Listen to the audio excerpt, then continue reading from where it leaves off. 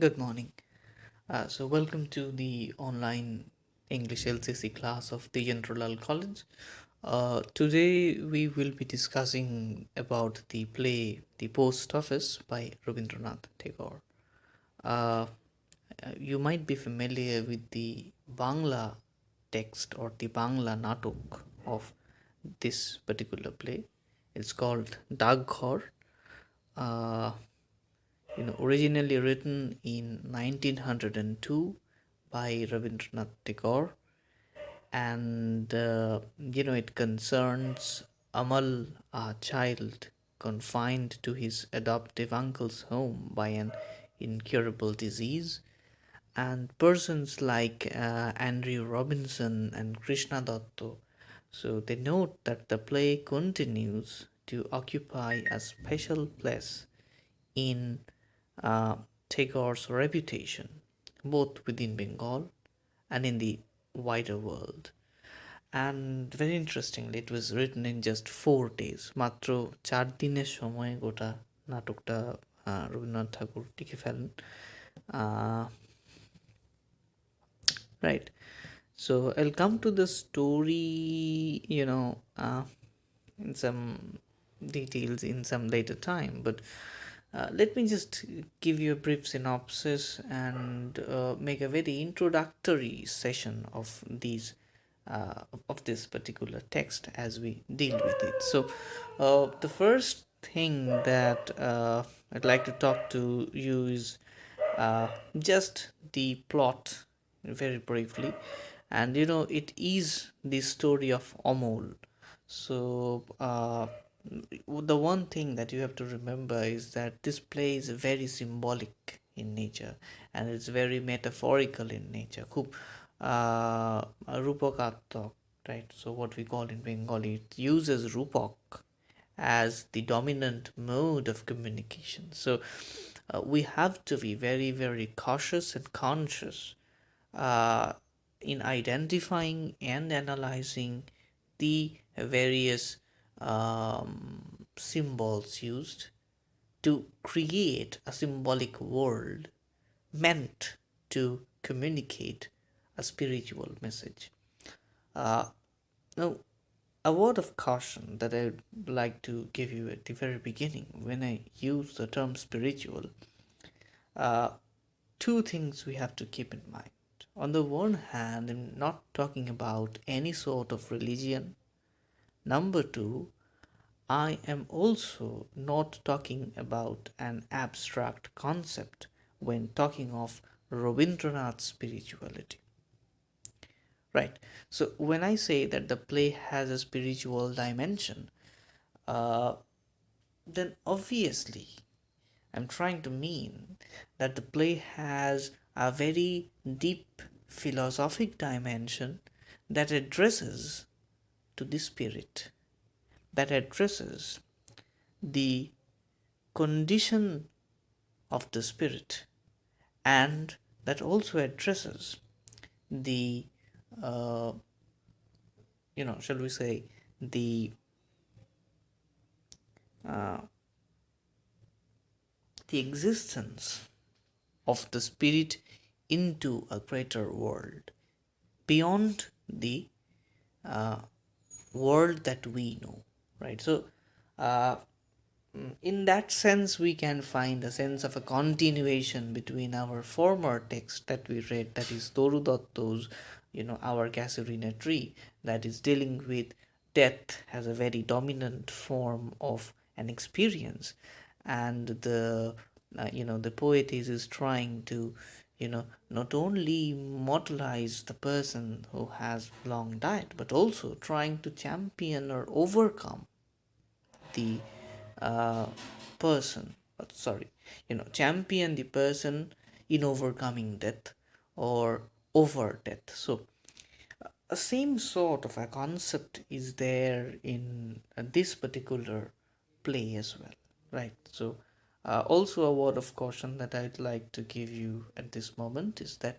this is a play, এটা একটা নাটক, হ্যাঁ, ডাকঘর is a natok, the post office is a natok written by Rabindranath Tagore. So be very cautious when you read the play and how you pronounce the name of both the playwright and the title of the play, and also be very, very, aware of the spellings, because time and often I find people uh, writing very, very pathetic spellings of um, Daghor or the post office, and primarily of Rabindranath Tagore. So it's not something that is to be celebrated. So yesterday we just uh, we just I would like to say that we just observed the Bhasha Divas, that's on 21st. And we also, in a way, it is a sort of a sort of a way to champion the mother tongue. Primarily we are dealing with Bengali as a language, so uh, it's a matter of much shame if you cannot, or if we cannot, write properly even the name of Tagore, because Tagore plays a very large role in shaping the language and in, enriching the language. And not only that, he's in a way, we might borrow a term from, or a phrase from, uh, someone like uh, Saussure, and we can say that he is also a person who has been born in language. So, these are might be a bit too theoretical steps, but uh, it came to me naturally. So I'm just communicating you the way it came. Anyway, so let me come back to Bangla way of communicating to you. এবং আমরা জানি এই নাটকে আমরা দেখতে পাবো অমলের কথা। এবং অমলকে আমরা ঠিক কোন জায়গায় দেখতে পাচ্ছি না, Amal is standing in Madhav's courtyard. It's standing in Madhav's courtyard, and he's talking to passers-by. Yeah. And he is asking in particular about the places they go. So from the very beginning, you find that this particular play is dealing with the tendency of, indulging in a journey. Now, this mode of journey is very important in this play, in a sense that the play is actually, in a metaphorical scale, through symbolic structures, trying to connote the meaning of the ultimate journey of life. Right? So what is life? And if life is a journey, then towards what, or which, what is the destination, how to reach that, and what lies beyond. Right? So this, philosophic quest, the word quest itself means a sort of a journey. If you are familiar with the uh, you know with the medieval English literature texts, if you have ever heard of the medieval English literature text like Chaucer, and you have heard of stories from someone, then you know that the Chaucerian tells her about quest. And not only it is there in Chaucer, but it is also there in someone like in stories like that of very Indian origin, the Indian folk tales, right? So we know that uh, even in stories like Thakur Jhuli, we will find a sort of a quest, a sort of a journey, right? A journey that the Rajputtor has to overtake, has to undertake to, and overcome many hurdles in the way to ultimately get united to a bright future, right? So this sort of the journey motive is very much there in literature from time immemorial, but what is our primary concern in this particular lecture is that we're trying to locate Tagore's the post office. The name is also indicating of a journey, right? Post office is the journey of a letter. The post office, the term itself reminds us of a journey of a letter. একটা চিঠির যাত্রাপথের কথা বলে, একটা মেসেজের যাত্রাপথের কথা বলে। আমরা শুধু চিঠি বা মেসেজেই থেমে থাকলে হবে না, we also have to look into the tendency, or it's not just a tendency but the normal regular fact that the message is, or the message needs to travel a distance. So thereby traveling becomes a very important phase, or a very important metaphor in this particular play. But interestingly, it is not, the play is not about traveling itself. So by this what I mean is that this is not a travel record, it is not a travelogue, right? So it is not giving you descriptions as a travel writing would give you. On the contrary,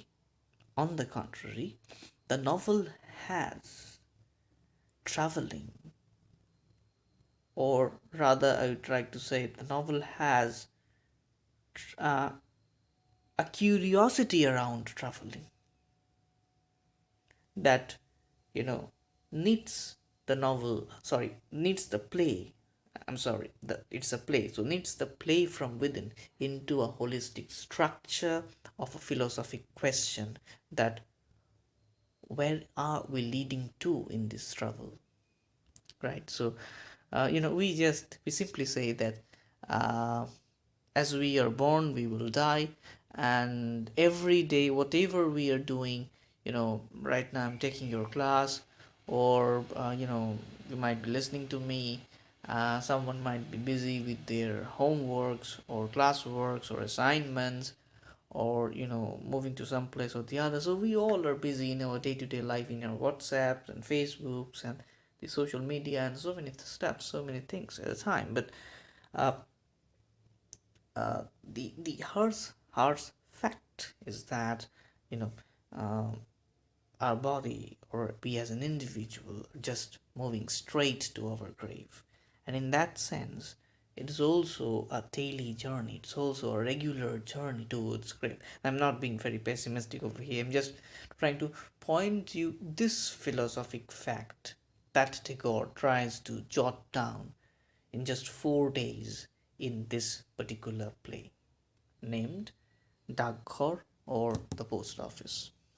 Okay, so yeah, and so this boy Amol, he regularly questions the passers by, যারাই পেরিয়ে যায় তাদেরকে জিজ্ঞেস করে কোথায় যাচ্ছ, কি যাচ্ছ, কেন, কি, নানান প্রশ্ন তার। এবং what is also important to locate or note at this point is that the I'd rather say the innocence of the child. So he is questioning not with a motive of disturbing. He is just questioning with a sense of his own curiosity to know about the uh, about the life outside. He is actually concerned, or not say concerned, but he is actually very curious to know the life outside. Because this particular boy, first of all, he is a boy, he is quite young, very young. He has not been to many places, he has not seen many places. And mind you, this is a play set in the mid or not mid, the early 90s. So it's written in 1912. So it's the first decade of the 20th century. So what is very important is that during colonial, it is also the time of the colonial Bengal. So what is very important to note at this point is that it's not a time like us. It's not a time when kids, get the privilege of moving to a large number of places. They get exposed to a large number of places. So this is not there in the first scene, or with Amol in particular. And the second point is that Amol is also very, very sick. খুব খুব অসুস্থ। সুতরাং it's quite difficult to take Amol to you know in a sort of a tour to many places. And also Amol is very young, so both of these cases, both of these conditions in a way uh, constructs his uh, personality, or rather it's his identity, his sense of his existence as a little boy, as a small boy, as a young boy who is sick and who is very curious to know about the life outside, about why people travel, কেন মানুষ পেরিয়ে যাচ্ছে, কোথায় যাচ্ছে, is quite something, that he is very curious to know. Um, and then, in due course of time, he notices that there happens a construction of a new post office, একটা নতুন post office গড়ে উঠছে, এবং সেটা দেখে অমল কি fantasise করছে, অমলের কি মনে হচ্ছে? Amal fantasizes about receiving a letter from the king or being his postman, right? So Amol has a fascination that someday the king will send him a letter. Now, since the play is very very symbolic, it would not be an overstatement to say that uh, receiving a letter from the king is a sort of an receiving an invitation from the king.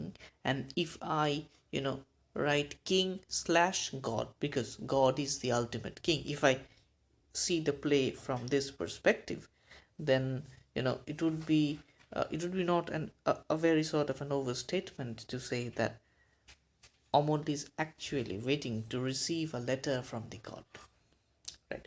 So the point that I'm trying to make a sort of a correlation between king and god, and I said that god is the ultimate king.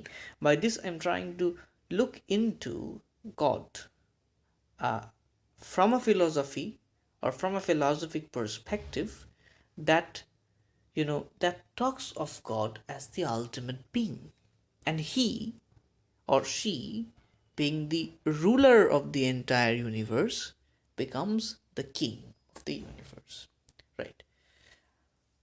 This is a very Indian, or a very Oriental approach towards Orient mane prachyo.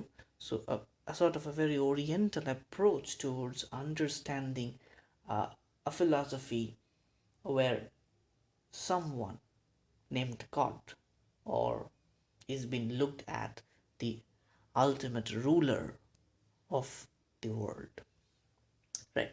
So apart from this, one more point that I would like to add is that even in the Christian tradition, say in uh, England, it was also a custom to look unto the king as the divine representative of God. So let us assume a time when Shakespeare is writing. At that time, he's writing plays like Macbeth. He's writing plays like, say, Othello, or very importantly and interestingly, King Lear. He has the representation of King Duncan in his tragedy of Macbeth, the King of Scotland. So, in all these tragedies, what we will look is that the figure of the king is always seen as a sort of a divine representation. Now, it's very difficult to talk of Shakespeare because he, in a way, as his genius is that he and even as Sri Aurobindo also talks of him, is that he is a person, he's a dramatist who can play multiple roles, right? By this I mean that, and this is just my borrowing from Sri Aurobindo, these are not my observations. Sri Aurobindo says that when Shakespeare writes a play, he is actually emerging very deep into each of the character, and each of the character is speaking what they should speak, and in nowhere can you find the real Shakespeare. By real, I mean the man Shakespeare. So it's very interesting that in a play, it is the dramatist who is actually writing the speeches of Macbeth, or of Lady Macbeth, or of Banquo, or of the witches, or of Malcolm, or Donalbain, or Lennox, or Ross, or Macduff. So all these characters, the dialogue that they have, are been written by Shakespeare himself. But it's very difficult to ascertain his position, right? So anyway, let us not get too much into that, but my sole point in connection to what we are studying today is about a connection between king and god, where I am going to the extent, holding hands of Indian philosophy, that we can very easily swap between king and god. We can say God is the king is the god, and from that perspective, what I'm trying to say is this play, as a symbolic drama, is trying to symbolically make us aware from the very beginning that Amul is waiting for a letter or a message or an invitation from God.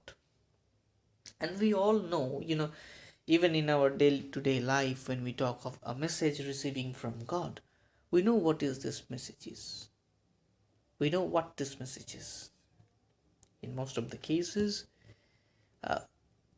this philosophy looks at it as the message of death, because it is this philosophy that looks at death as not the end of life, but the end of suffering. Right? It is death that liberates the being. Now, you have to understand a very important philosophic stand at this particular juncture. It's that it's not promoting people to be killed, it's neither promoting people to kill one another or to get killed, or to commit suicide. These are not the things that is being promoted. It's not the case. You get it wrong if you translate the text as into this simple an equation. It's not talking of this. Instead, it is talking a sort of a sadhana, a sort of a spiritual uh, activity through which, even in illness, you have the courage to face death. Only then one gets liberated. I don't know one gets liberated from anything or the other. I am not quite sure of that. I'm still living, I'm still communicating with you, so I have no such knowledge. But intellectually, to the extent what I can perceive, I'm telling to you that at least in that case, one will be free, one will be liberated from the fear of death. In a situation when death is imminent, it is this spirituality that gives the human being a sort of a solace, a sort of a path or way to live life on.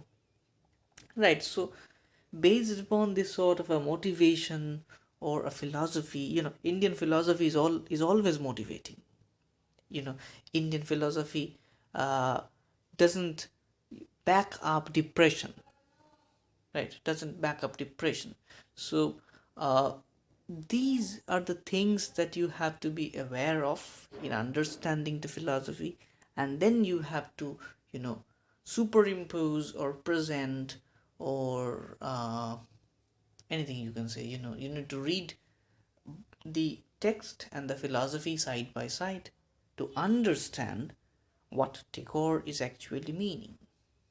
to understand the sadhana that Tagore is talking of. Interestingly, Tagore also has a play called Sadhana, right? Sadhana. It's not sadhana, it's called sadhana. Tagore also has a play called Sacrifice, right? So, Bishorjon. So, interestingly, sacrifice and sadhana, these all things get connected, and these are very much there in the Indian philosophy or the Oriental philosophy that Tagore is applying here, or through the lens of which Tagore is looking at this text. So yeah, this can be a sort of an introduction to the philosophic text that we are going to read in the next few classes. And I'd obviously like you to be more aware while you read this text. I'll be going into sort of a thorough line by line reading and analyzing, or an analysis of the text. It might become helpful for you. Obviously I'm trying to do it more and more helpful to you, but you know then the a large part of the uh, onus also falls on you, because you also have to come forward and read the text. It's not me who can alone make you understand the entire text if you do not pay much or more attention. So anyway, I hope and I guess and I wish that you all come up with all your effort and all your wish and encouragement and energy to read the text, to participate in reading the text, and then uh, you know understand the text as we move on, or as we go through the classes, as we quote unquote travel through the classes. So here I end my introduction today about the post office, or Daghor, written in 1912 in Bangla, and then translated prime in 1913. And very interesting, it was first performed in English long before it was performed in Jorashako Thakurbari in 1917. So in 1917 এটা জোড়াসাঁকো ঠাকুরবাড়িতে অভিনীত হয় বাংলায়, কিন্তু long before that it was performed in 1913 by the Abbey Theatre in Dublin. And it was directed by someone like W.B. Yeats. So Yeats himself has directed the play back in 1913, long before, or say 4 years before, it was performed or staged. The original Bangla original was staged in Jorashako Thakurbari in 1917, and later it got translated into so many languages, like say German and French and Spanish and even Polish. So all these um, successive translations took place. For example, Germany had a 105 performance at that time, and it was also staged during World War II.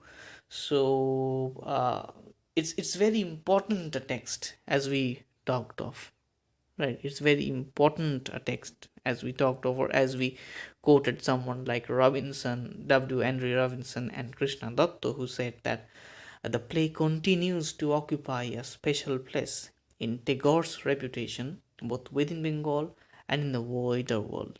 So yeah, so that's all for today. I'm ending the class over here. In the description box you have already the uh, link for your attendance. Do fill it up in proper time, and you already know the instructions given in the earlier lectures. So thank you very much. A good day to all of you.